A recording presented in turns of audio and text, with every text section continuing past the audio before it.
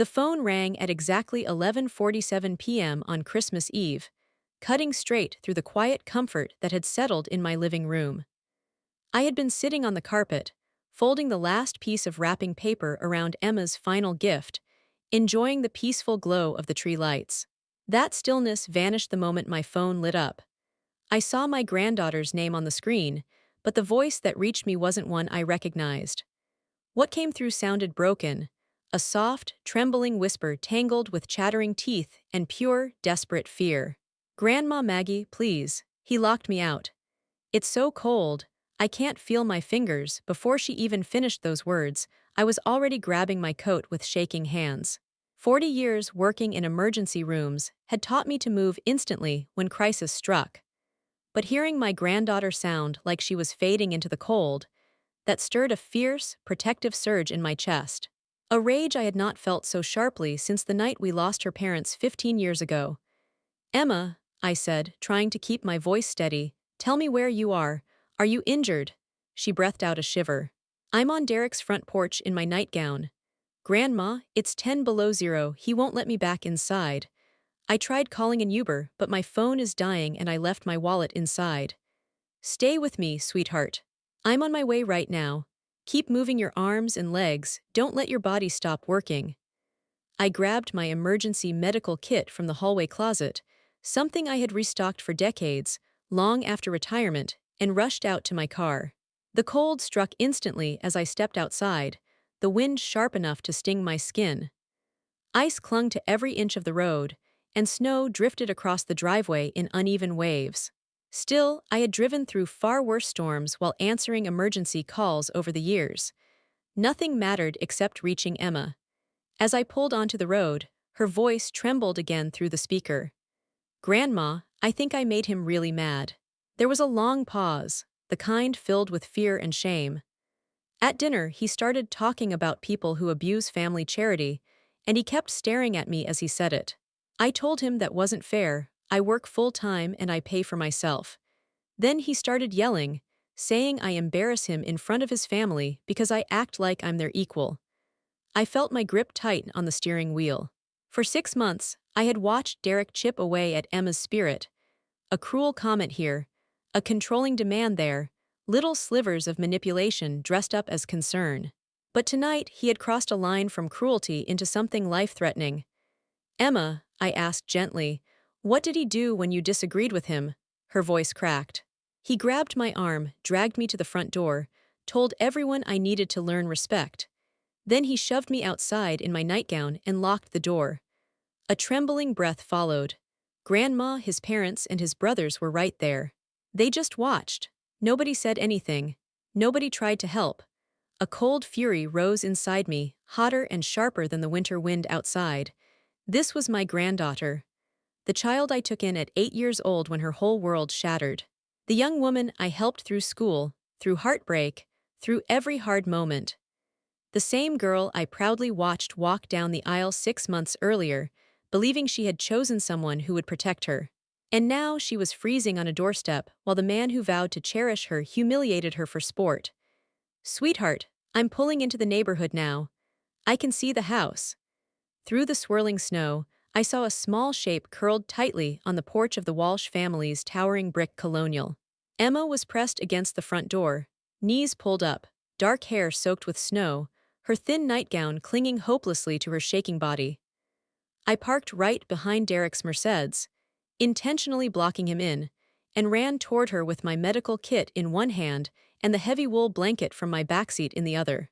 "Emma," she lifted her head slightly, lips blue, body trembling violently, unable to steady herself. I wrapped the blanket around her shoulders and crouched beside her, the familiar instincts of 4 decades in emergency medicine taking over. I checked her skin, her breathing, her responsiveness, each sign confirming what I already feared.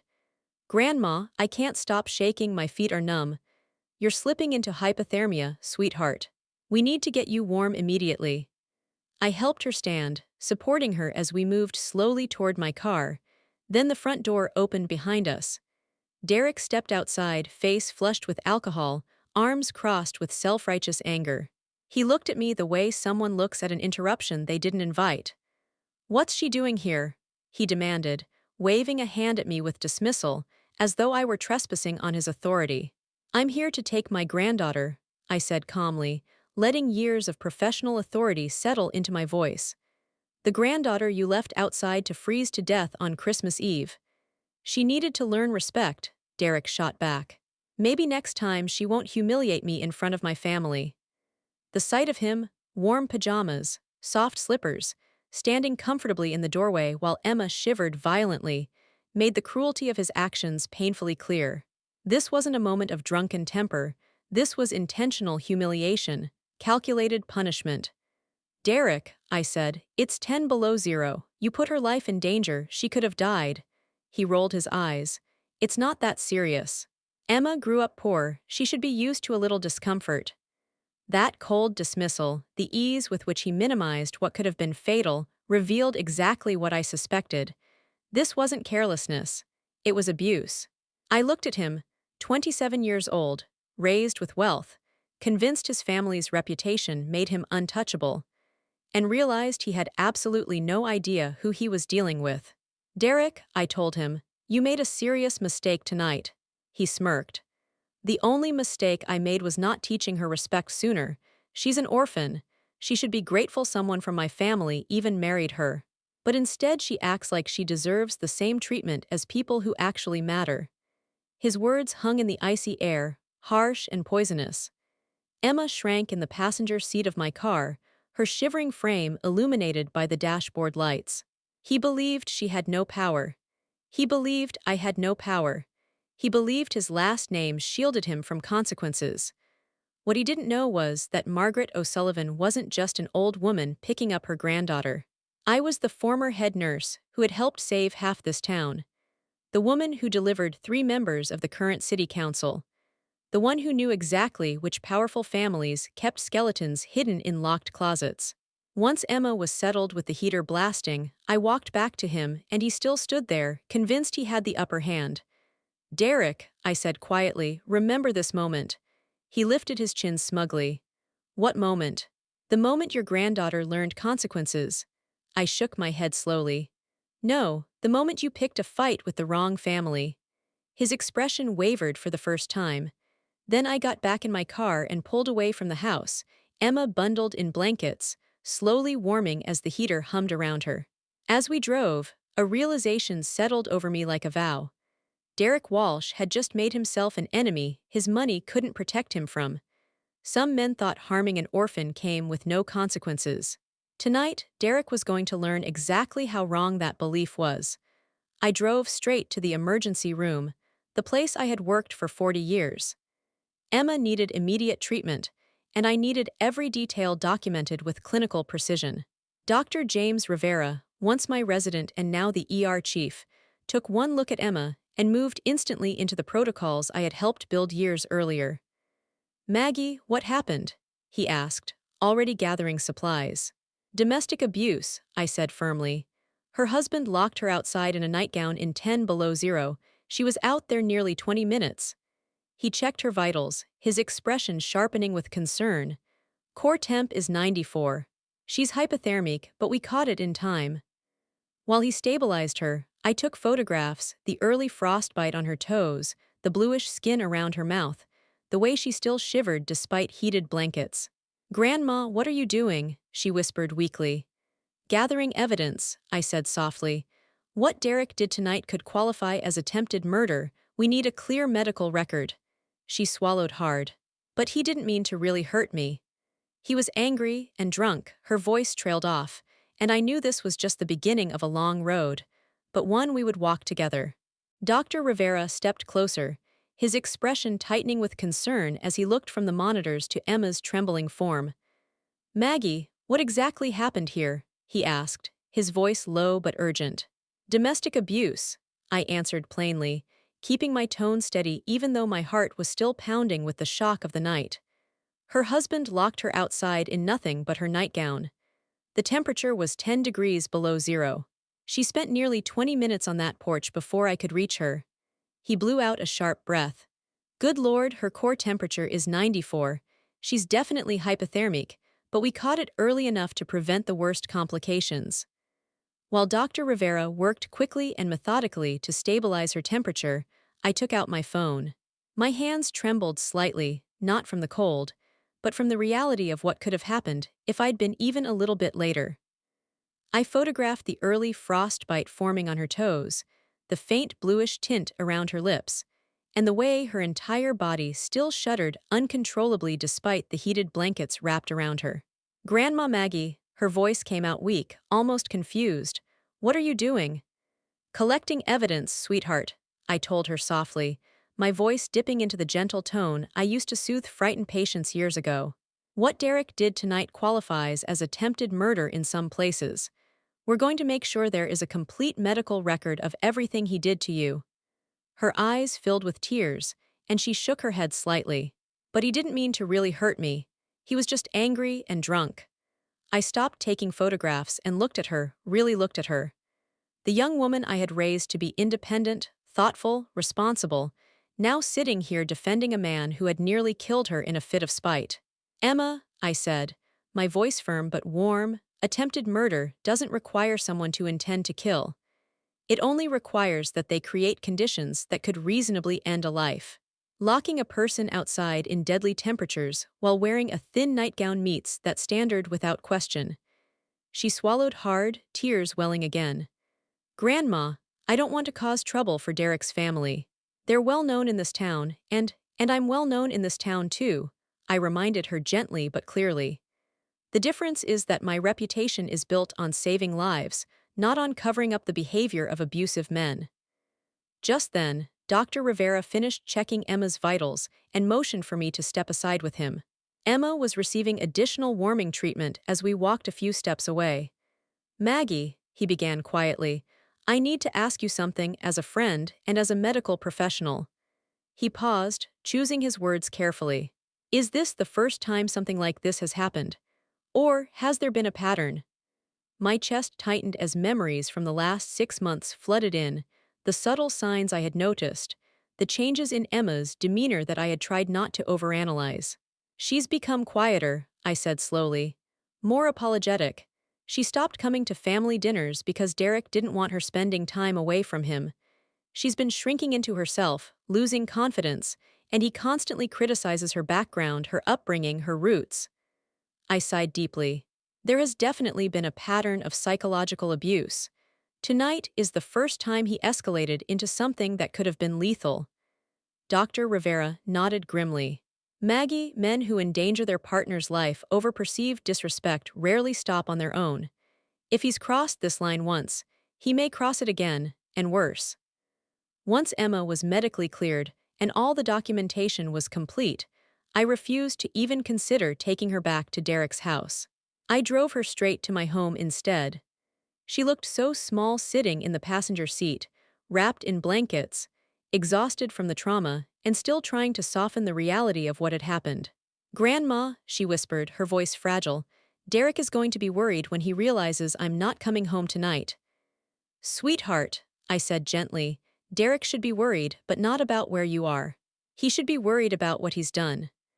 When we got home, I settled her on my living room couch, placing warm blankets over her lap and handing her a cup of hot tea. The house was quiet, the Christmas lights still glowing softly in the background, a painful contrast to the chaos the night had brought. I sat across from her, my heart heavy with everything I knew she needed to hear. "Emma," I began carefully, "you need to understand the truth about what happened tonight. Derek didn't lock you outside because he was drunk or angry. He locked you outside because he wanted to show you that he has control over your safety, your comfort, your very survival." She shook her head lightly. "Grandma, you don't understand Derek like I do. He has a good heart. He just gets frustrated when I don't understand how his family works." "Emma, stop." My voice shifted into the tone that had commanded respect in emergency rooms for 4 long decades, firm, steady, unwavering. "Derek Walsh intentionally put you in danger to punish you for disagreeing with him in front of others. That is not frustration. That is calculated abuse." She looked down at her hands, trembling slightly. "But his family, they're respected. His father owns the bank. His mother runs the charity boards. They must have been horrified by what he did." "Emma," I said, leaning forward, Derek's family watched him push you out the door in freezing weather and did nothing. That tells me exactly who they are, and exactly how little your well-being matters to them. I stood and walked to the kitchen, retrieving the folder I had been quietly assembling since her wedding day, a folder I prayed I would never need to open. Inside were newspaper clippings, public records, screenshots, and notes. A mosaic of information that painted a far darker picture of Derek Walsh than his polished family ever let the community see. "Emma," I said softly, "there is something you need to know about Derek's past." I opened the folder in front of her and showed her a police report from 2 years earlier, domestic violence charges filed against Derek, charges that mysteriously disappeared after his father made substantial donations to the victim's family and the police benevolent fund. "Derek has done this before," I said quietly. "And worse." Her breath caught as she scanned the next page, medical records showing the injuries his previous girlfriend had suffered: broken ribs, a concussion, facial trauma so severe it required reconstructive surgery. "Grandma," she whispered, horrified, "how did you even find all this?" "Emma," I said, my voice steady, "I've worked in this community for 40 years. I know every doctor, every nurse, every police officer, every clerk, every social worker. When Derek began isolating you from the people who love you, I started asking questions." Her eyes filled with fresh tears. "You've been investigating my husband." "No," I corrected gently. "I've been protecting my granddaughter from a man I suspected was dangerous. And tonight proved I was right." She went silent, staring down at the pile of documents, the truth of who Derek really was erasing the illusions she had clung to. After several long moments, she looked up at me, her voice barely above a whisper. "Grandma, what am I supposed to do with all of this?" "You're supposed to file for divorce," I answered, "before Derek escalates to the level of violence he used on his last victim." "But I love him," she murmured, her voice cracking. "And where would I even go? This is such a small town. The Walsh family controls so much." I reached across the table and took her hands, the same hands I held when she was a frightened 8-year-old girl standing at her parents' funeral. "Emma," I said softly, "you will go wherever you need to be safe. And you will have my full support, emotionally, financially, legally, as you rebuild your life away from Derek." She swallowed, still overwhelmed. "But what about Derek's family? They have money, influence, connections. They could make our lives very hard." A slow, confident smile formed on my lips, not out of arrogance, but out of certainty. "Sweetheart," I said gently, "the Walsh family has money and social pull, but I have something far more powerful." She blinked, confused. "What do you mean?" "It means Derek chose the wrong orphan to abuse," I said softly. "Because this orphan has a grandmother who knows exactly where every important person in this town keeps their secrets buried." Some families thought money made them untouchable. But tomorrow, Derek Walsh would learn that some nurses held more real power than all the bank accounts in the world, and that some grandmothers were willing to go to war to protect the children they raised. Christmas morning arrived gray and bitterly cold, but I was already awake before the sun rose. While Emma slept on my couch, still wrapped in warm blankets, still recovering from her hypothermia, I dressed, gathered the evidence, and prepared myself for the calls I knew I had to make. By 7 a.m., I made the first one. I dialed Police Chief Robert Martinez, a man whose life I had once helped save 15 years ago when he arrived in the ER in the middle of a massive heart attack. There were certain bonds forged in life-and-death moments that time could never erase. He picked up with a cheerful voice, unaware of what was coming. "Maggie, Merry Christmas. What's got you calling this early?" "Robert," I said, my tone steady, "I need to file a domestic violence report and speak with you about attempted murder charges against Derek Walsh." There was a long stretch of silence, nearly 10 seconds, before he spoke again, this time with caution. "Derek Walsh from the banking family. Maggie, what happened?" I began recounting everything with clinical precision. Derek throwing Emma outside in her nightgown, the 10 below zero temperature, the nearly 20 minutes of exposure, the medical findings, the hypothermia, the photographs, the documentation. "Robert," I said firmly, "Emma was already in stage 1 hypothermia when I reached her. If she'd been out there another 20 minutes, we could have been talking about organ failure or her death." He exhaled sharply. Maggie, you know the Walsh family. They donate heavily to our department, to community outreach programs, to half the events in this town. Are you absolutely certain about these accusations? Robert, I said, my tone sharpening just enough to cut through his hesitation, I am certain about the medical evidence. I am certain about Emma's account. And I am certain that Derek Walsh has a documented history of violence against women that his family has been paying to hide. There was a shift in his tone, a slow, quiet recognition that I wasn't calling out of emotion, but out of experience and fact, just as I had done hundreds of times while documenting abuse cases in the ER. What kind of history? He finally asked. A police report from 2 years ago. His previous girlfriend filed domestic violence charges that were mysteriously dropped after significant donations were made to various community programs. He sighed, the kind of sigh that comes when a truth you don't want to see becomes impossible to ignore. Maggie, I'll need to see all documentation. Can you bring everything to the station this morning? I'll be there at 9. And Maggie, he added quietly, what do you want to see happen today? I want Derek Walsh arrested, I replied. Today, after ending the call with Chief Martinez, I immediately dialed Judge Patricia Hernandez, a woman whose daughter I had helped deliver during a complicated birth 10 years earlier. It was a night when every second mattered, the kind of night that forged a lifetime of respect between us. She answered with a soft voice. Maggie, it's Christmas morning. Is everything all right? Patricia, I said, I need an emergency restraining order against Derek Walsh for my granddaughter Emma. There was a pause, not resistance, but confusion. What happened? I explained everything again, step by step, emphasizing the medical evidence, the documented pattern of Derek's past violence, and the life-threatening situation Emma had survived. I let the weight of the details speak for themselves. Patricia, I said quietly, this man nearly killed my granddaughter last night, not metaphorically, not emotionally, literally. And he has a documented pattern of escalating abuse toward women. The line fell silent. I could almost feel her processing the severity of the situation. Finally, she spoke, her voice steadier, more resolute. Maggie, bring me the paperwork. I'll issue the restraining order. I exhaled, not in relief but in determination. This wasn't over, not even close, but it was a start. Still, another part of me stirred, the part that had navigated crises for 4 decades, the part that refused to let injustice hide in shadows any longer. After speaking with Patricia, I stood for a long moment in my quiet kitchen, the holiday lights still glowing softly. Emma slept soundly in the next room, unaware of the storm that had begun to shift in her favor.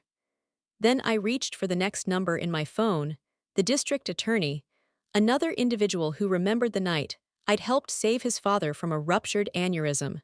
The next fight would be long, complicated, and ugly, but I was prepared for it. Because last night Derek Walsh had declared war, but he didn't understand the kind of woman he had challenged. He didn't understand that the grandmother of the girl he threw into the snow had once held dying men upright through heart attacks, had stopped bleeding under pressure with her bare hands, had lived through more emergencies than he had years of life. He didn't understand that the community he believed he controlled had roots that ran through me, through the hands that had saved their families, through the nights I had steadied their loved ones, through the whispered gratitude that turned into lifelong trust. He didn't understand that Emma wasn't alone. By the time the morning sun broke through the gray clouds, I knew one thing with absolute certainty. Derek Walsh had picked a fight with a family he could not intimidate, silence, or buy his way past. And as long as I still had breath in my lungs, my granddaughter would never face him alone again. Patricia, I told her, my voice measured but urgent, I need an emergency restraining order against Derek Walsh for my granddaughter Emma. She sounded startled. Maggie, it's Christmas morning. What's the emergency? So I went through everything, every detail of last night, every piece of medical evidence, every sign of Derek's escalating violence. I laid out his history, the past charges, the frightening pattern that had nearly ended Emma's life. Patricia, I said, softer but sharper, this man almost killed my granddaughter, and he has a documented, escalating pattern of abuse. Emma needs legal protection immediately. There was no hesitation in her response now. Maggie, bring me all the documentation at noon. I'll review everything myself and issue an emergency protective order if the evidence supports it. I thanked her and immediately placed my next call. My third call that morning was to Dr. Sarah Mitchell, a psychiatrist who specialized in domestic abuse cases. She'd worked with me on dozens of emergency situations over the years, women who arrived shaking, broken, terrified, needing both physical treatment and psychological safety. Sarah, I began, I need a psychological evaluation for my granddaughter. She's a victim of domestic abuse, and the perpetrator escalated to life-threatening violence last night. Maggie, she replied without hesitation, of course. When can you bring her in? This afternoon. And Maggie, she added, you mentioned escalation. Do you need professional documentation outlining Derek Walsh's behavior pattern and the risk level? Yes, I said. I need it clearly stated that his behavior indicates high risk for lethal violence. She didn't even pause. Based on what you've already described, that documentation will be very easy to provide. By 9 o'clock am, I was at the police station with Emma. She still looked fragile, wrapped in her coat, eyes downcast, her mind torn between love, fear, and the reality she could no longer deny. She wasn't eager to press charges, but she finally understood that what happened to her wasn't a mistake. It was an act that could have ended her life. Grandma Maggie, she whispered, what if Derek's family retaliates? What if they use their influence to hurt you, to hurt us? Emma, I said gently, let me worry about the Walsh family's influence. Right now, I want you to focus on telling Chief Martinez exactly what Derek did. Chief Martinez interviewed Emma with the calm, patient professionalism I expected from him.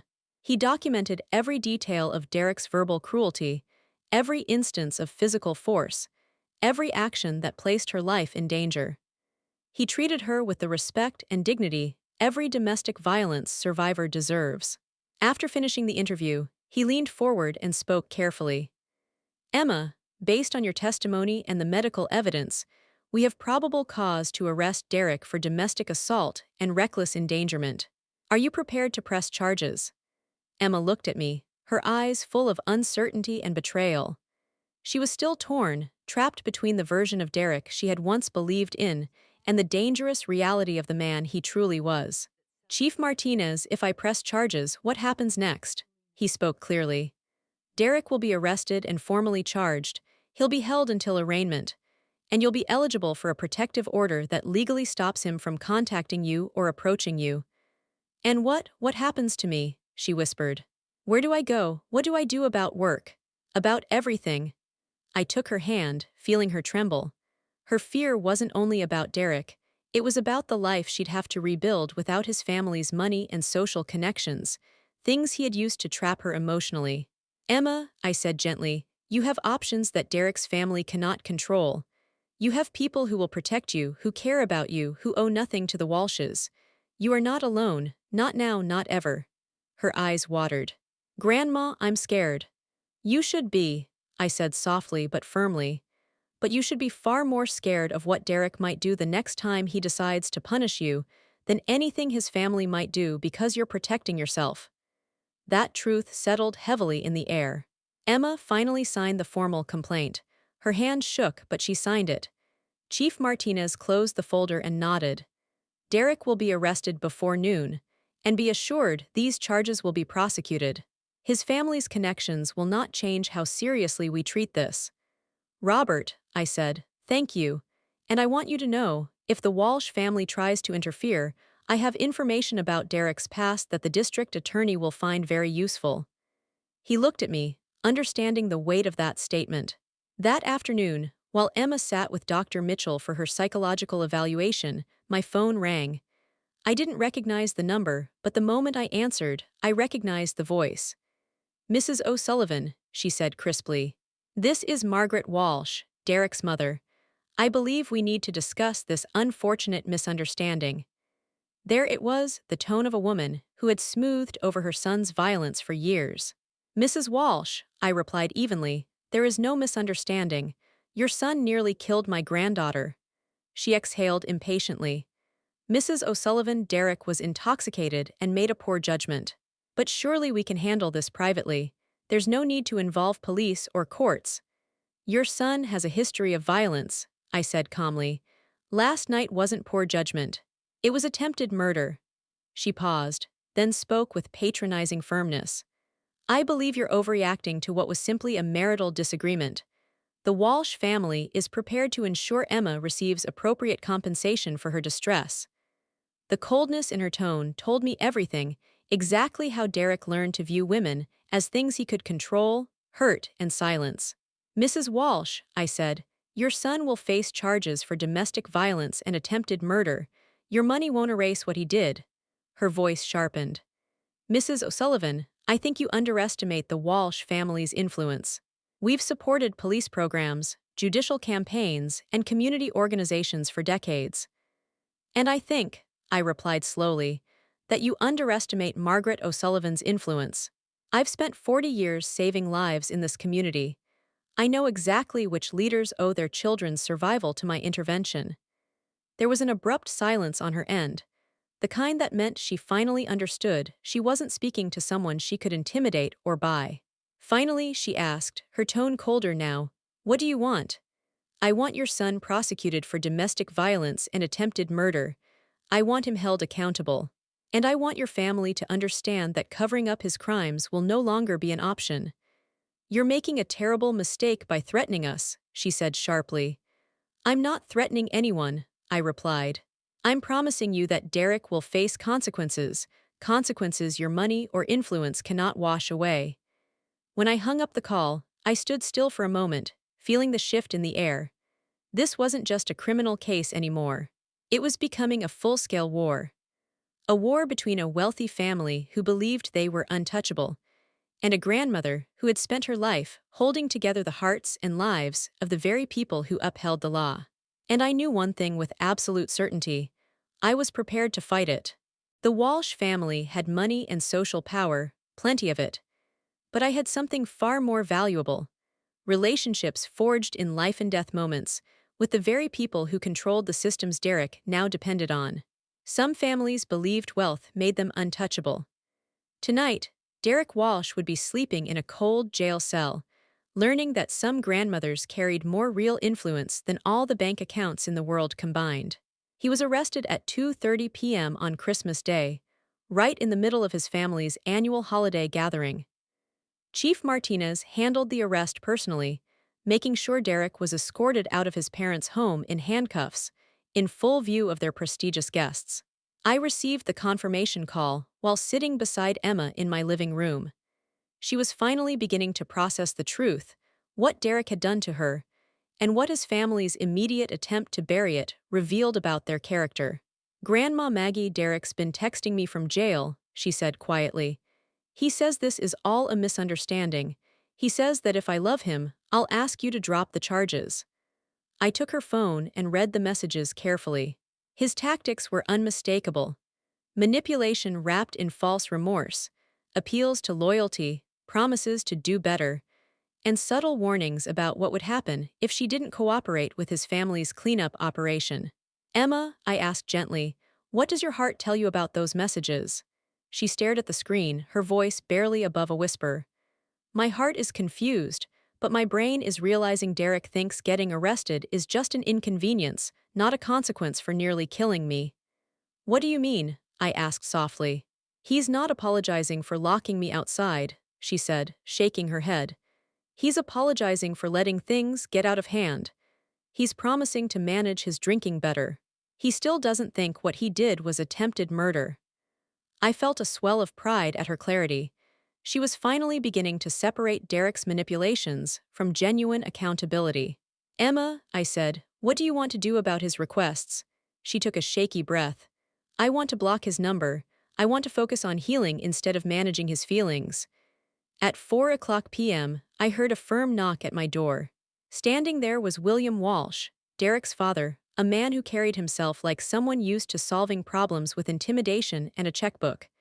Mrs. O'Sullivan, he said crisply, I believe we need to discuss this situation between Derek and your granddaughter. Mr. Walsh, I replied, your son nearly killed Emma last night. There is nothing to discuss except his criminal prosecution.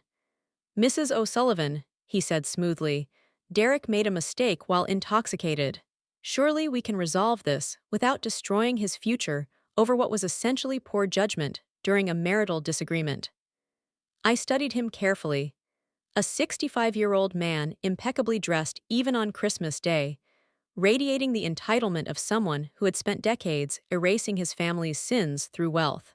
At that moment, I understood that Derek's cruelty wasn't an isolated flaw, it was inherited. Mr. Walsh, I said evenly, your son has a documented history of violence against women. Last night was attempted murder, not poor judgment. He kept his tone diplomatic. Mrs. O'Sullivan, I've reviewed Derek's record. There are no convictions of violence. Whatever allegations you're referencing were resolved legally. You mean covered up with bribes and intimidation? I asked. William's expression shifted, diplomacy fading, calculation taking its place. Mrs. O'Sullivan, the Walsh family has significant influence here. We've funded police programs, judicial campaigns, and every major charity in this county. Are you threatening me? I asked calmly. I'm explaining reality, he replied. Your granddaughter's accusations will be difficult to prove, especially when respected community members contradict her version. What respected community members? I asked. The family members who witnessed the event, he said. They'll testify that Emma was behaving erratically due to alcohol, and Derek was simply helping her get fresh air. A cold anger settled deep in my chest. William Walsh was prepared to commit perjury and force his family to do the same to protect his son from accountability. Mr. Walsh, I said firmly, are you suggesting your family will lie under oath to cover up attempted murder? I'm suggesting, he replied coolly, that people can interpret the same events differently. Emma has medical documentation of hypothermia and frostbite, I reminded him. That's not erratic behavior. That's evidence she was left outside to freeze. Medical evidence can be interpreted in various ways, he said smoothly, especially when the treating physician is someone with personal connections. The threat was unmistakable. He intended to attack Dr. Rivera's credibility and mine. What exactly are you proposing? I asked. Emma withdraws her allegations, he said, in exchange for a generous settlement that will ensure her financial security. Derek will agree to a quiet divorce. No publicity. No criminal proceedings. Everyone moves forward. You're offering to buy her silence about attempted murder, I said quietly. I'm offering to resolve this as a private family matter, he replied.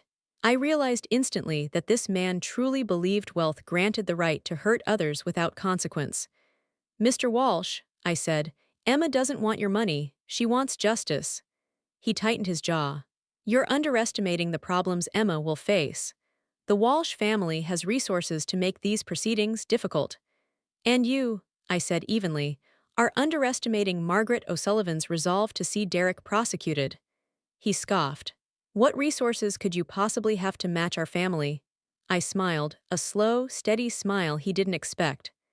Mr. Walsh, I said softly, I have relationships with the people whose children I saved, whose emergencies I handled, whose crises I navigated.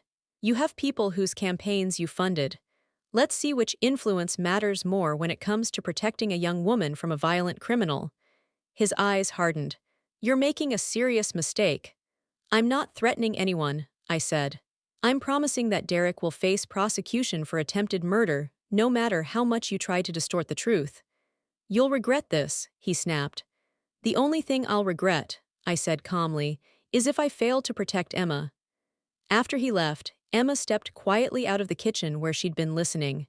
Grandma, they really think they can buy their way out of attempted murder. They think money solves everything, I told her, because it always has, until now. She looked frightened. What happens next? Now, I said, we show them that some problems can't be fixed with bribes, threats, or lies. Grandma, I'm scared of what they might do. Emma, I said firmly, the Walsh family should be scared of what happens when they declare war on someone who knows exactly where every important person in this town keeps their secrets. Some families believed wealth placed them above the law. But the very next day, Derek Walsh would learn that some crimes couldn't be erased, some victims couldn't be bought, and some grandmothers had more real power than all the money in the world. The war for Emma's justice was only beginning. The next morning, I woke to find my driveway blocked by a news van from the regional television station. Word of Derek's arrest had already leaked. "Mrs. O'Sullivan," the reporter said, stepping forward, "I'm Jennifer Torres from Channel 7 News. Can you comment on the charges against Derek Walsh?"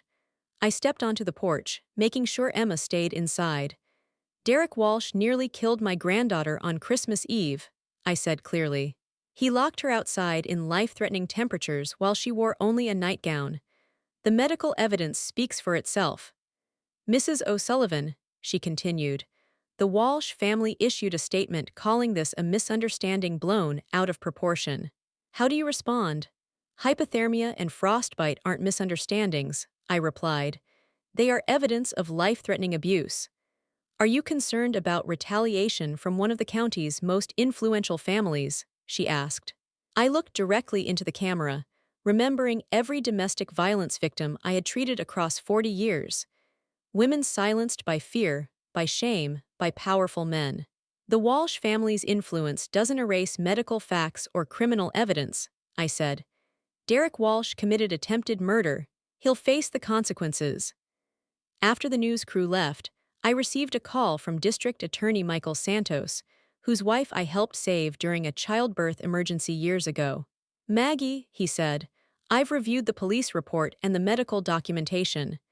This is a strong case for aggravated domestic assault with potential attempted murder charges."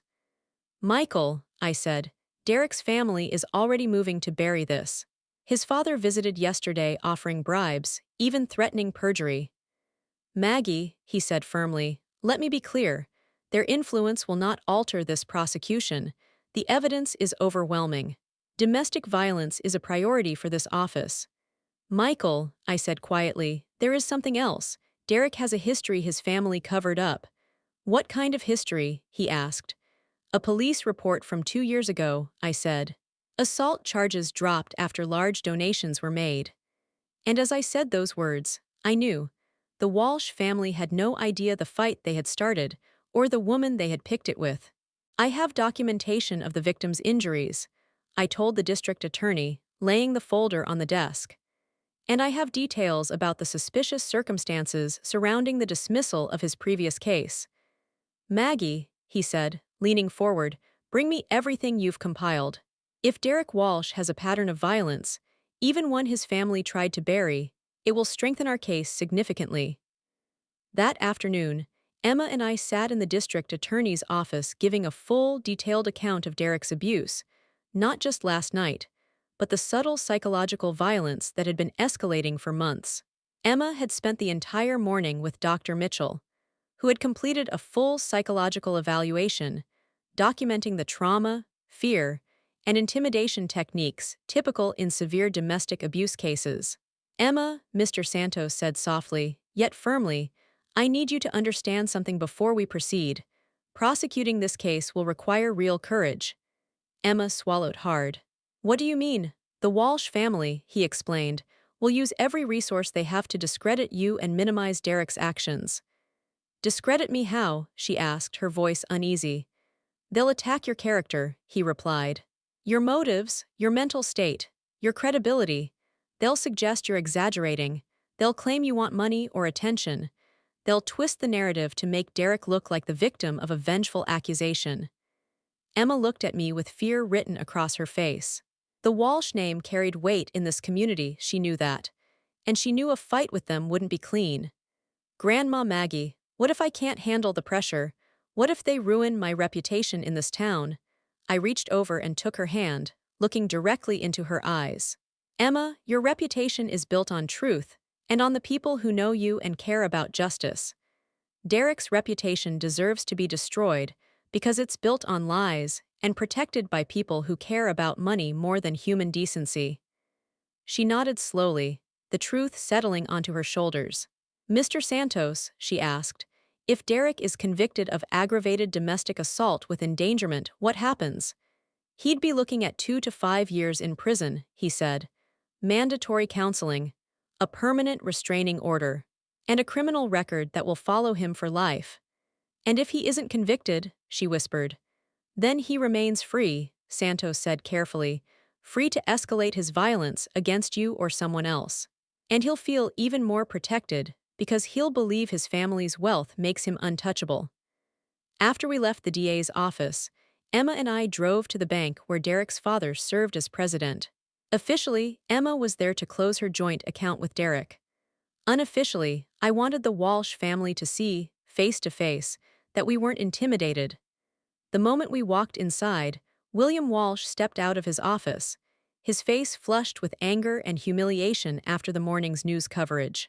"Mrs. O'Sullivan," he snapped, "you've made a serious mistake speaking to reporters about family matters." "Mr. Walsh," I replied calmly, "attempted murder is not a family matter.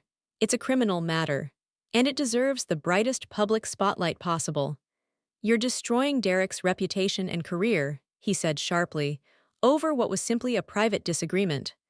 I looked him straight in the eyes. Derek destroyed his own reputation when he nearly killed my granddaughter in front of witnesses. His jaw tightened.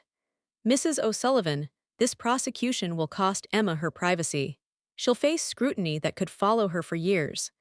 I could see exactly what he was doing, trying to frighten Emma into silence. "Mr. Walsh," I said, "Emma's privacy is irrelevant compared to preventing Derek from killing his next victim." "You're being dramatically unrealistic about what happened Christmas Eve," he said coldly. "No," I replied. "I'm being medically accurate about hypothermia and legally accurate about attempted murder." That evening, the phone rang, and the moment I heard the voice on the other end, I knew the Walsh family had taken their war to the next level. "Mrs. O'Sullivan," the caller said formally, "this is Dr. Patricia Donovan from the State Medical Board. We've received a professional conduct complaint regarding your involvement in the Derek Walsh case." My heart went cold. "What kind of complaint?" I asked. "Allegations that you exceeded your professional authority by providing medical opinions outside your scope," she said, "and that you manipulated medical evidence in a domestic dispute involving a family member." The Walsh family had filed a complaint to destroy my credibility. "Dr. Donovan," I said steadily, "I performed an emergency assessment of a hypothermia victim and documented her condition with the same precision I've used for 40 years. The complaint suggests your personal involvement compromised your judgment," she replied. "My personal involvement," I said, "motivated me to provide the highest possible level of care." "I'll need to know who filed this complaint," I added, "and what specific allegations they made." "The complaint was filed by Dr. Richard Hayes," she answered. Of course it was. The Walsh family's personal physician, a man known for tailoring his opinions to match whatever narrative wealthy clients needed. "Dr. Donovan," I said, "I welcome a full investigation. Any objective review will confirm my granddaughter was in life-threatening condition." She sighed. "The board will review all evidence and issue a determination within 30 days. After the call ended, I stood there in the quiet of my living room, anger simmering beneath my calm exterior. The Walsh family had made their strategy clear: discredit everyone who supported Emma, attack every witness, destroy every institution that dared tell the truth. "Emma," I said, walking into the kitchen, "the Walsh family just made their biggest mistake." She looked up from her cup of tea. "What happened?" "They tried to destroy my credibility with the medical board." Her eyes widened. "Grandma, why would they do that?" "Because they're desperate," I said. "And in their desperation, they just made enemies out of every doctor and nurse in this county." And I was right. Within 24 hours, my phone was ringing nonstop with support. The first call came from Dr. Elena Rodriguez, the current chief of emergency medicine. "Maggie," she said, her voice fierce, "everyone on staff is furious. We're drafting a formal letter of support signed by every doctor and nurse who's worked with you." "Elena," I said, "I appreciate it, but I don't want this distracting from Emma's case." "This isn't a distraction," she insisted. "This is proof of how the Walsh family operates. They're trying to bury attempted murder by destroying a nurse's 40-year career. People need to see this." The next call came from Maria Santos, head nurse supervisor, a woman I trained 15 years ago. "Maggie," she said, "we're calling an emergency meeting of the Nurses Association tonight." "A meeting?" I asked. "About what?" About the fact, she said, that trying to discredit your documentation is like trying to argue the sky isn't blue. You've saved more lives and recorded more accurate medical evidence than anyone in this county. By evening, the meeting hall was filled with medical professionals, every seat taken, people standing against walls, united by a shared outrage. Dr. Rodriguez stepped to the front. Margaret O'Sullivan, she began, has given 40 years of service to this community. Her documentation of Emma Walsh's hypothermia and frostbite is consistent with the precision she's shown in thousands of cases. Dr. Rivera stood next. The Walsh family's attempt to undermine Nurse O'Sullivan's assessment is an attempt to hide their son's pattern of violence. This has nothing to do with medical accuracy and everything to do with protecting an abuser. The meeting ended with a unanimous vote to support my credibility and publicly condemn any attempt to intimidate health professionals who document abuse. Meanwhile, Emma stayed with me under the protection of the restraining order. She had been reading the statements Derek's family released, the medical board complaint, the lies they were peddling, and finally, she began to grasp the scope of their corruption. "Grandma," she said quietly, "they're really trying to claim I wasn't in danger on Christmas Eve. They're claiming hypothermia and frostbite," she added bitterly, "are normal consequences of getting fresh air during a marital disagreement." She shook her head. "It's insane. I couldn't feel my toes for 2 hours. My lips were blue when you found me." I placed a hand on her shoulder. "Sweetheart," I said, "some families think they can rewrite reality with money. But this time, they picked the wrong reality to fight." "Emma," I told her gently, "the Walsh family is acting out of desperation now. They know Derek is facing serious prison time if a jury sees the medical evidence for what it is. So they're trying to convince people that facts aren't really facts." Emma frowned, worry clouding her face. She asked what would happen if people actually believed them. "They won't," I said firmly, "because 40 years' worth of medical professionals are ready to testify that my documentation is accurate, and that Derek's family is lying to protect a violent criminal." The next morning brought confirmation that the Walsh family was widening their intimidation campaign beyond just attacking medical credibility. Chief Martinez called me early. He explained that Derek's lawyer had filed several motions challenging the arrest, the charges themselves, and even the way evidence had been collected. "Maggie," he said, "Derek's attorney is claiming the arrest was based on false information from a biased relative, and that the charges are overly severe compared to what actually happened." I asked him what exactly the defense was arguing. He told me they were insisting Derek had been intoxicated and therefore not fully responsible for his actions. They were also claiming Emma had been just as intoxicated, that her memory of that night was unreliable, and that the medical evidence had been misinterpreted by someone too emotionally involved to be objective. "In other words," I said slowly, "they're arguing that attempted murder doesn't count if the person who did it was drunk, and if the victim's family cares about the truth." He let out a tired breath and said that was, essentially, correct.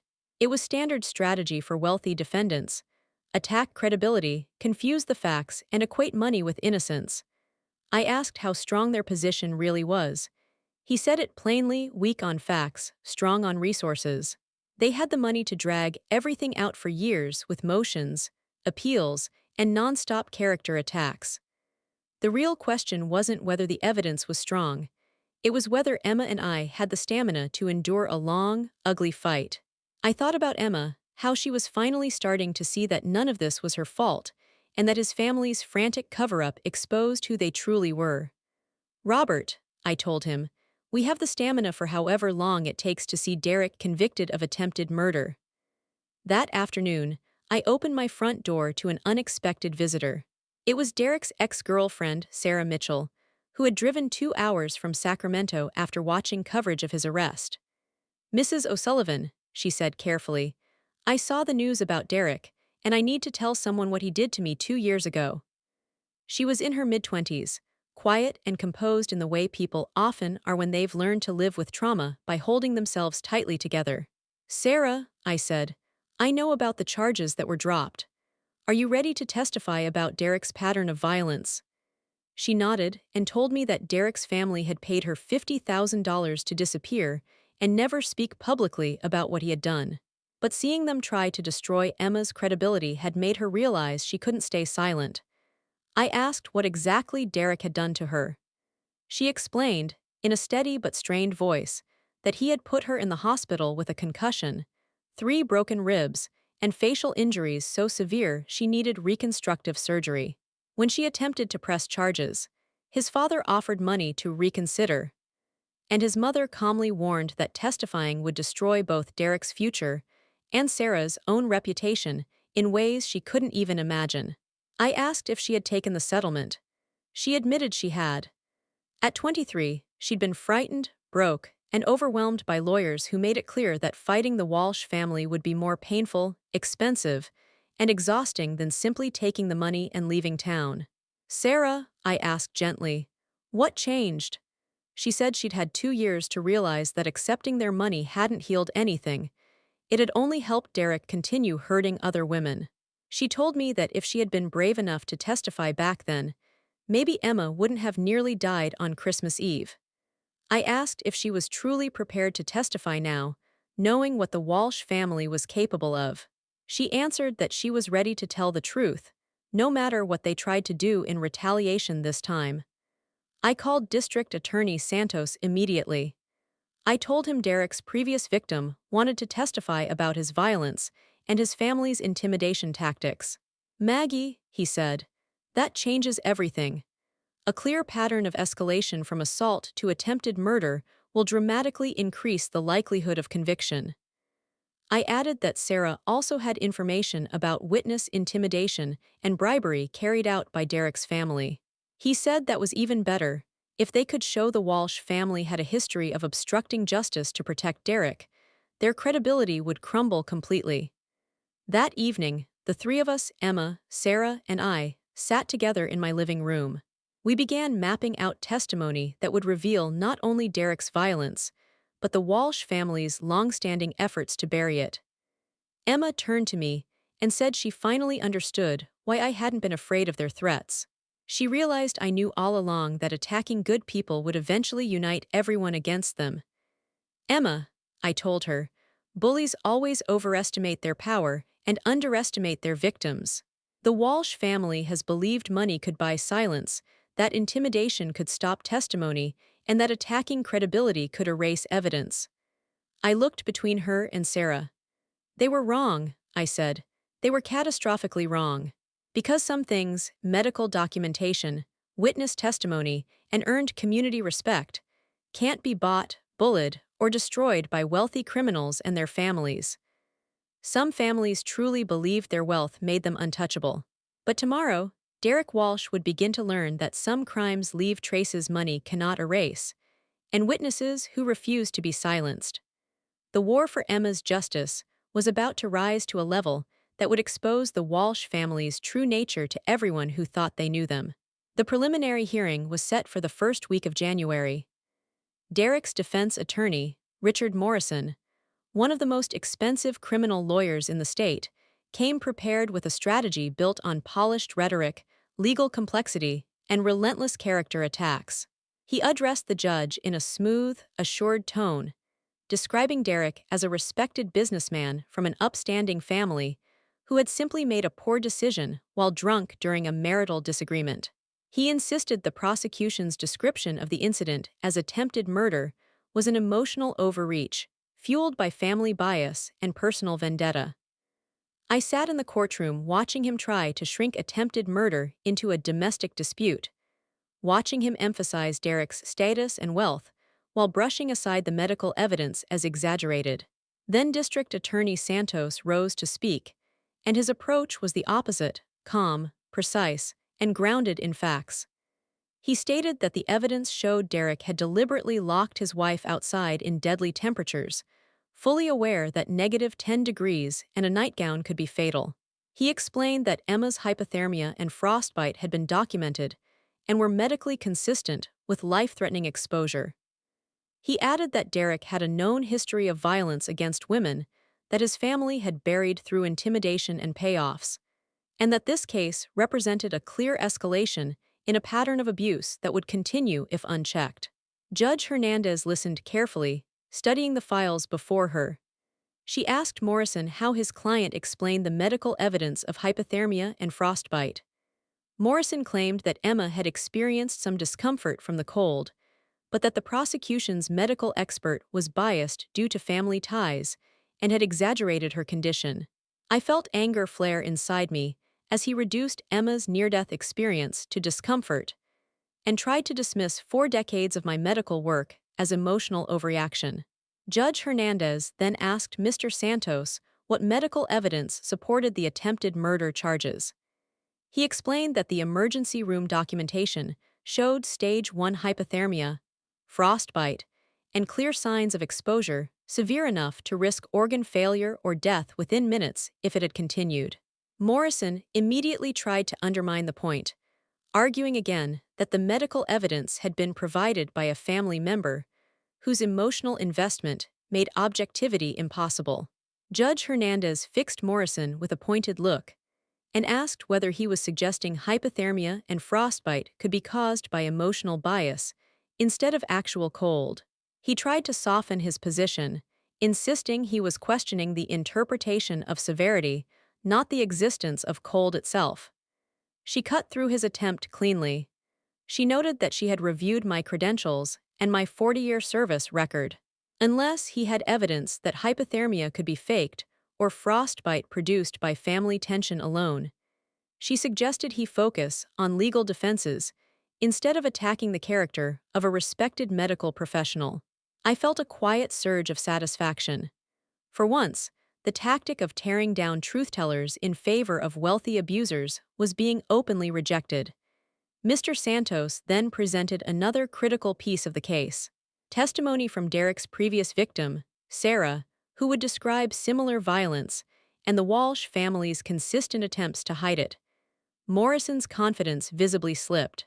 He argued that any testimony from prior relationships would be prejudicial and irrelevant to the specific charges, asking the court to exclude it. Mr. Santos countered that evidence of a pattern escalation from earlier assault to current attempted murder was highly relevant to proving intent and the likelihood of future harm. Morrison tried again, insisting such testimony was more prejudicial than probative. The judge denied his request. She ruled that pattern evidence of domestic violence was necessary to understand the full context and severity of the case. After the hearing, Emma and I met with Sarah to prepare her for what lay ahead. I asked how she felt about speaking publicly in court. She admitted she was terrified, but also determined. She told me Derek's family had already begun spreading rumors about her, painting her as unstable and vengeful, claiming she had fabricated her allegations out of spite and was only returning now to chase attention in a high-profile case. I recognized the pattern immediately: the same character assassination they'd tried on Emma and on me. The same strategy aimed at turning victims into villains and abusers into misunderstood men. I asked how she was coping with the pressure.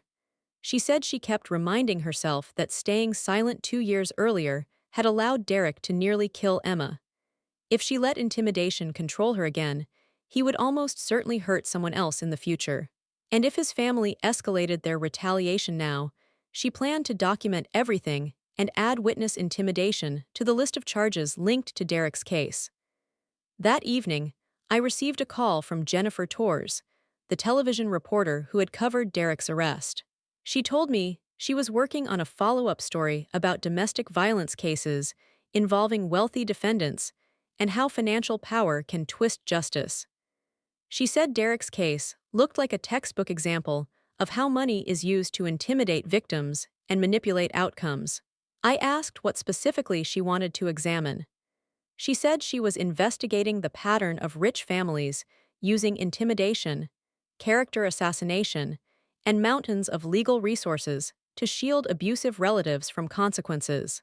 I told her I would be more than willing to discuss how the Walsh family had tried to use their wealth and connections to bury attempted murder. She asked if there had been concrete threats or pressure. I explained that there had been direct attacks on my medical credibility, attempts to buy Emma's silence, character attacks aimed at witnesses, and the hiring of high-priced attorneys whose strategy focused on burying the truth beneath frivolous motions and endless technical challenges. And as I spoke, I knew this much. The Walsh family believed they were controlling the narrative, but what they were really doing was building a public record, a visible, undeniable trail showing exactly how far they would go to protect a violent man from the consequences of his own actions. And how has the community responded to these tactics? Jennifer asked. The medical community has united to defend accurate documentation of abuse, I replied. Law enforcement has maintained its integrity despite pressure.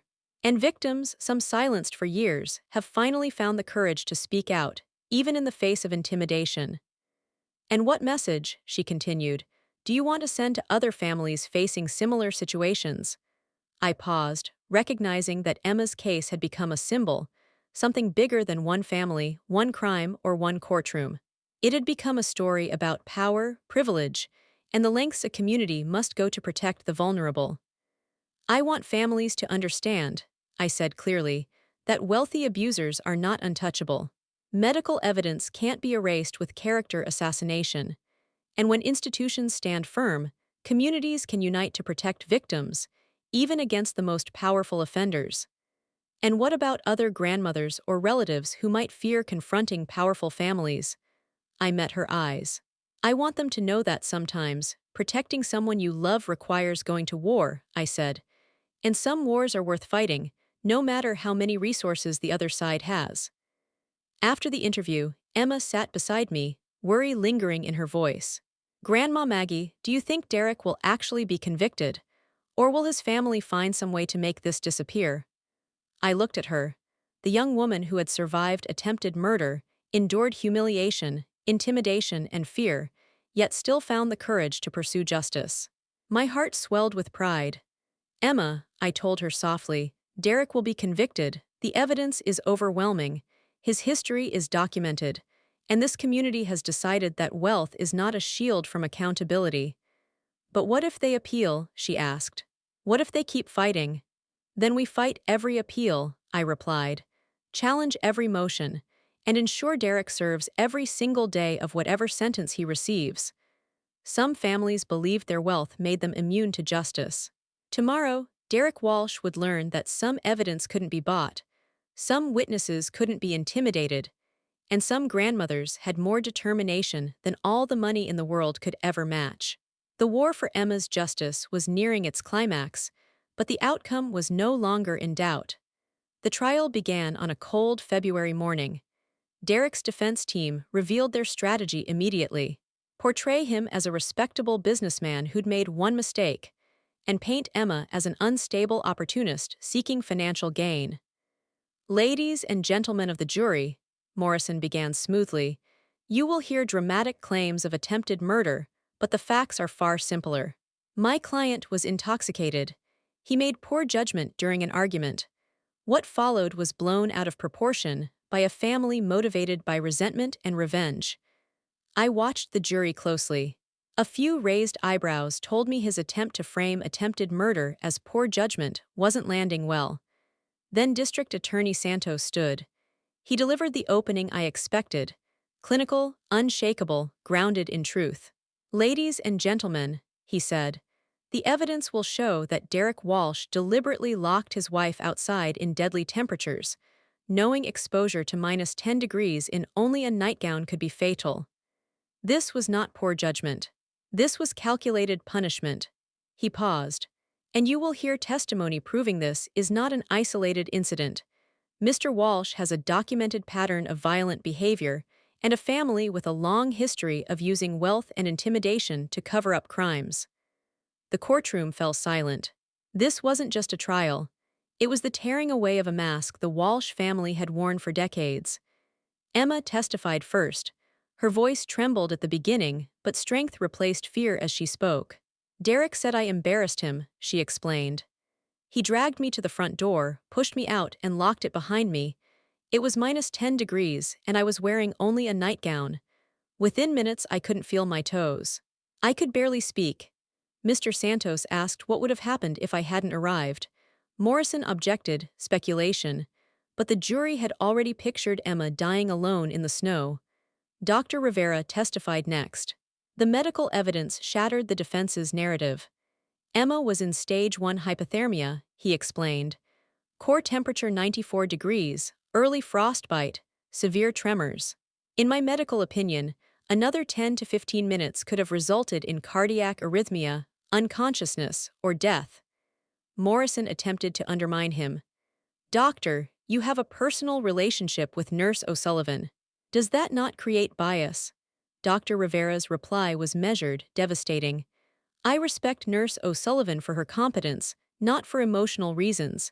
If professional respect is bias, then every doctor and nurse in this county is biased toward accurate medical documentation.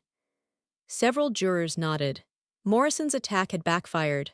Then came Sarah Mitchell. Her testimony was the turning point.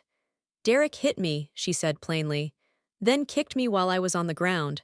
I had 3 broken ribs, a concussion, and needed reconstructive surgery. The courtroom went still. And when you tried to press charges? Santos asked. His father offered me $50,000 to drop the case. His mother warned testifying would ruin me. I was 23 and terrified. I took the money. Why testify now? Because staying silent allowed him to escalate to attempted murder. If I'd spoken up, Emma might not have nearly died. Morrison tried to paint her as greedy. Isn't it true you accepted money? Isn't it possible you're seeking attention? She didn't flinch. If I wanted attention, I wouldn't have moved 2 hours away and stayed silent for 2 years. I'm here because Derek Walsh is dangerous. More jurors nodded. Morrison looked rattled. I testified last. I explained Derek's pattern, his escalation, his isolation tactics, and the Walsh family's intimidation and smear campaign. Morrison saved his boldest attack for me. Mrs. O'Sullivan, isn't this personal vendetta? No, I replied. This is 40 years of knowing how domestic violence escalates, especially when abusers believe their wealth makes them untouchable. He tried again. You admit you investigated my client before any alleged crime. I admit that protecting my granddaughter required understanding who she married. That investigation prevented her murder, not caused the attempt. Silence. Morrison sat down. He had nothing left. By the end of the trial, the Walsh family had made every strategic mistake possible. They attacked respected medical professionals, they intimidated witnesses, they minimized attempted murder as poor judgment. They portrayed victims as liars, they underestimated the entire community, and in doing so, they united everyone against them. Tomorrow, Derek would learn that some crimes are simply too serious for wealth to erase. The jury deliberated for 6 hours. Derek sat pale, hollow-eyed, finally realizing his family's power had limits. The courtroom held its breath as Judge Hernandez asked, "Has the jury reached a verdict?" The foreman stood. "We have, Your Honor." Emma squeezed my hand. 40 years of experience navigating justice systems, some fair, many flawed, crashed into this moment. On the charge of attempted murder in the first degree, we find the defendant, Derek Walsh, guilty. On the charge of aggravated domestic assault, we find the defendant, Derek Walsh, guilty. On the charge of reckless endangerment, we find the defendant, Derek Walsh, guilty. Emma's hand tightened around mine as each verdict was delivered. It wasn't relief written across her face, it was disbelief. Disbelief that Derek, despite his family's money, connections, and arrogance, was finally being held accountable for what he'd done to her. "Ladies and gentlemen of the jury, thank you for your service," Judge Hernandez said. "Mr. Walsh, you will remain in custody until your sentencing next Friday at 9 o'clock a.m. As Derek was escorted out of the courtroom in handcuffs, his family remained frozen in their seats, stunned into silence. For the first time, they were facing a reality they'd never imagined possible. Wealth had failed them. In the hallway, William Walsh approached me. His expression carried a mix of bitterness, disbelief, and something that almost resembled reluctant respect. "Mrs. O'Sullivan," he said sharply, "you've destroyed my son's life over what was essentially poor judgment during a marital disagreement." "Mr. Walsh," I replied calmly, "your son destroyed his own life the night he chose to escalate to attempted murder. I didn't destroy anything. I only ensured he faced consequences instead of being shielded by your family's influence." This conviction will ruin Derek's future, he insisted. He'll lose his career, his reputation, everything he's worked for. Emma nearly lost her life, I said softly. His career is less important than preventing him from killing the next woman he abuses. You could have resolved this privately, he argued. Emma could have received compensation. Derek could have gotten help. Nothing would have been ruined. I studied him, this man who still couldn't comprehend the difference between justice and silence, between accountability and cover-up. Mr. Walsh, I said, covering up attempted murder is called enabling a criminal. Derek didn't need hush money, he needed legal consequences. His jaw tightened. I hope you're satisfied with the damage you've done to our family's name. I'm satisfied that Derek can't hurt anyone else, I answered. And that your family finally understands that money doesn't buy immunity. Emma had been silent through the exchange, but once we stepped outside the courthouse, she finally spoke. Grandma Maggie, I keep thinking about what would have happened if you hadn't found me on Christmas Eve. You don't have to think about that anymore, I told her gently. Derek is going to prison. And you're going to rebuild a life where you never fear him again. But what if his family had succeeded, she whispered. What if they'd covered it up? Then Derek would have escalated, I said. And another woman would have died. We drove home through our small town, past the hospital where I'd spent decades protecting lives, past the police station where integrity outweighed influence, past the courthouse where truth had defeated wealth. Grandma, how did you know fighting them would work? She asked. Because I understood this community, I said. Some places value truth more than wealth, and some evidence is too strong for even the best lawyers to destroy. What happens now? She asked quietly. Will they appeal? They might try, I said, but appeals require legal error, not disappointment. This verdict stands. And retaliation, she whispered.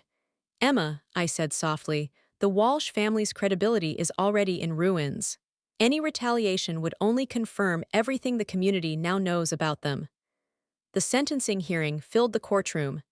Domestic violence advocates, medical staff, community leaders, everyone gathered to show that wealth would not shield abusers here. Judge Hernandez reviewed every piece of evidence, every victim's statement, and the full scope of Derek's documented history. Mr. Walsh, she began, you deliberately endangered your wife's life by locking her outside in lethal cold, all because of perceived disrespect. Your actions could have killed her, and they follow a clear pattern of escalating violence. She continued, your family's attempts to conceal your crimes through intimidation, character attacks, and abuse of influence reveal a profound disregard for the seriousness of domestic violence. Then she delivered the sentence. On the charge of attempted murder, 7 years in state prison. On aggravated domestic assault and reckless endangerment, 3 additional years, consecutive. I watched Derek's face drain of color as the full weight of a decade behind bars settled over him. You will serve a total of 10 years in prison, the judge said. Following this, 5 years of supervised probation. During that time, you are forbidden from any contact with Emma Walsh or her family. A permanent restraining order followed. As Derek was led away, Emma and I met with District Attorney Santos. Michael, I asked, what impact will this have on future cases involving wealthy abusers? Maggie, he said, this case set a precedent. Medical evidence cannot be silenced through character attacks. Pattern evidence will be admitted, and intimidation will only strengthen the prosecution. And the Walsh family's behavior, it's public now, he said. Any future attempts at cover-up will be viewed as obstruction. Their influence is essentially gone. That evening, Emma and I sat together planning her next steps. Grandma Maggie, she said with new resolve, I want to go back to school. Study social work. Help other women recognize abuse patterns and escape them. My chest warmed with pride. That's a beautiful purpose, sweetheart. And I want to work specifically with cases involving wealthy abusers, she added. I understand now how money can silence victims. What have you learned about yourself? I asked. That surviving abuse takes more courage than I ever knew, she whispered. And that standing up to powerful people is possible when you have someone fighting beside you. That night, as I prepared for bed, I reflected on everything. from finding Emma freezing on Christmas Eve to watching Derek begin a decade-long prison term. The war for Emma's justice had demanded courage, resilience, truth, and the refusal to let money distort accountability. But it also proved something important. Some communities defend victims, some institutions uphold truth, and some grandmothers fight battles that money can't win. Derek Walsh had believed humiliating an orphan would carry no consequences. He'd forgot that some grandmothers wield more power than all the money in the world. 5 years later, I stood in the auditorium of a regional women's center, watching Emma address a crowd as the keynote speaker.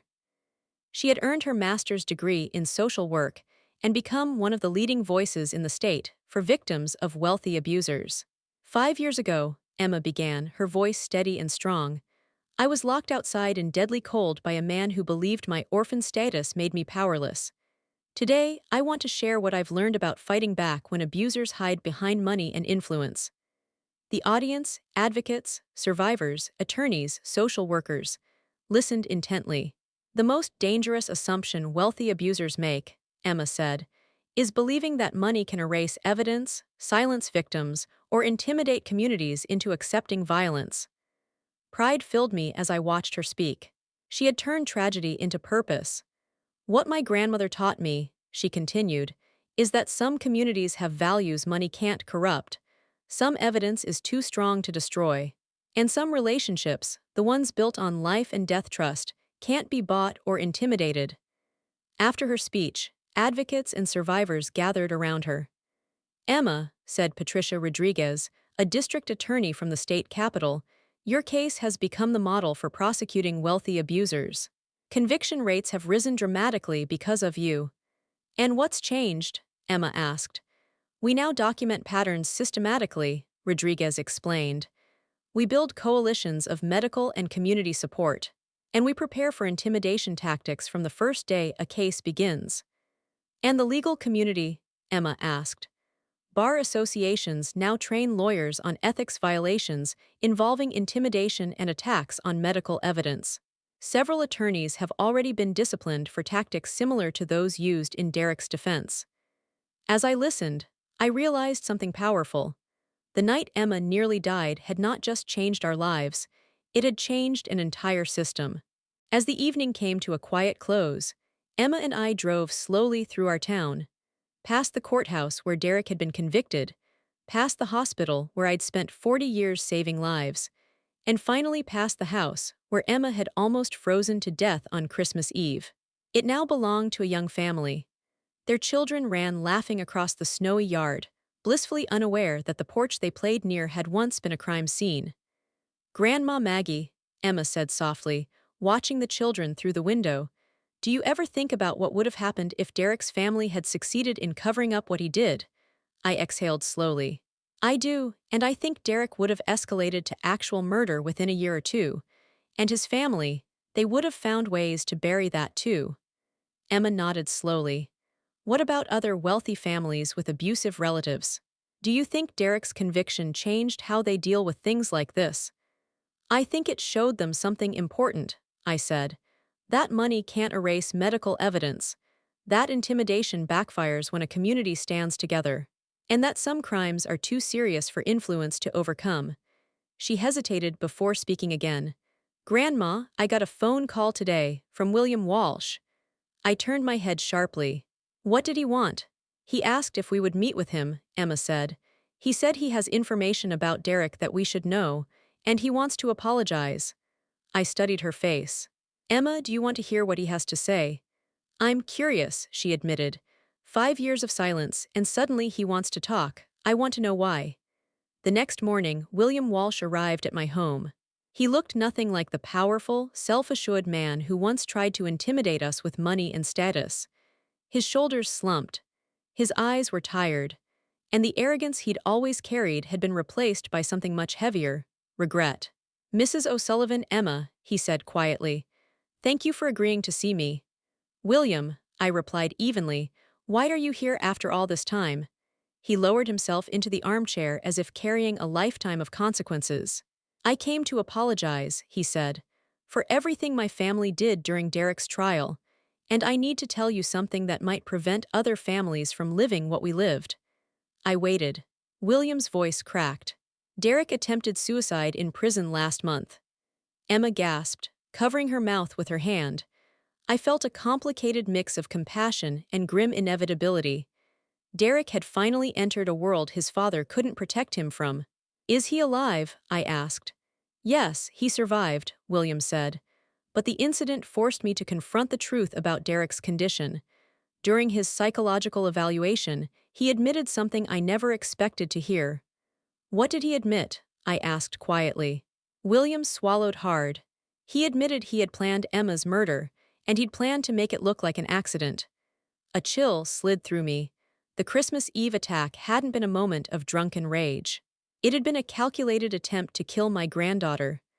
What was his plan? I asked. To leave Emma outside just long enough for hypothermia to kill her, William said, voice trembling. He planned to claim she stormed out during an argument, and that he was too intoxicated to realize she was in danger. Emma sat frozen, absorbing the sickening reality that Derek's violence had been even darker than what the court had proven. William, I said slowly, are you telling us Derek admitted that it was premeditated? Yes, he whispered. And I need you to know my family's actions, the cover-ups, the intimidation, nearly allowed a premeditated murder. Emma closed her eyes, processing the truth she'd always suspected but never fully understood. Mr. Walsh, she finally asked, what changed your mind after all these years? My visits to prison, he replied. Seeing Derek like that, stripped of the privilege and power we protected him with, it forced me to see who he really is. And I had to accept that he's a dangerous man whose violence would have escalated, no matter how much money we used to hide it. And your family's attempts to intimidate us? I asked. Tears filled his eyes. I'm ashamed, deeply ashamed. We protected Derek's reputation instead of protecting Emma's life. We used our influence to silence victims, and in doing so, we nearly enabled murder. I nodded slowly. So, what do you want from us now? I want to help, he said. I want to donate $1 million to the domestic violence center where Emma works, and I want to publicly acknowledge that everything we did to defend Derek was wrong. Emma blinked in surprise. Why now? Because Derek's suicide attempt showed me that enabling him didn't save him. It destroyed him, and nearly destroyed others. I want to do something that actually protects people instead of shielding criminals. When William Walsh left, I felt a shift, a profound one. His transformation didn't erase the past, but it revealed that guilt, reflection, and consequences could change even the proudest of men. Emma turned to me. Grandma, what do you think about all this? I think prison visits and guilt have taught him lessons money never could. And Derek admitting he planned to kill me, she whispered. It confirms everything we already knew, I said. Christmas Eve wasn't a drunken mistake. It was attempted murder by a man who believed he was untouchable. That night, as Emma and I drafted plans to expand domestic violence programs that would now be funded by the very family who once tried to silence us, I felt a deep sense of resolution. From pulling Emma out of the snows, to confronting powerful families, to building protective systems for other women, our journey had come full circle. Derek thought humiliating an orphan would bring no consequences because she had no powerful family. He forgot that some grandmothers are worth entire armies, and he underestimated a community that refused to let wealth override justice. But most of all, he underestimated Emma. Because some orphans don't stay powerless. Some become the strongest advocates for others. The war for Emma's justice ended with Derek serving 10 years in prison, and his family funding the very programs designed to prevent men like him from hurting others. But the real victory, the one that mattered most, was Emma's transformation, from survivor to advocate, to a voice that money could never silence. Some battles for justice require facing wealth, intimidation, and relentless character attacks. But when communities unite, when evidence is protected, and when grandmothers refuse to let fear win, even the most powerful families learn that some crimes cannot be covered up. And some victims rise stronger than anyone ever expected. Derek Walsh had declared war on the wrong family, and Emma and I proved that love, truth, and determination were greater than all the money in the world.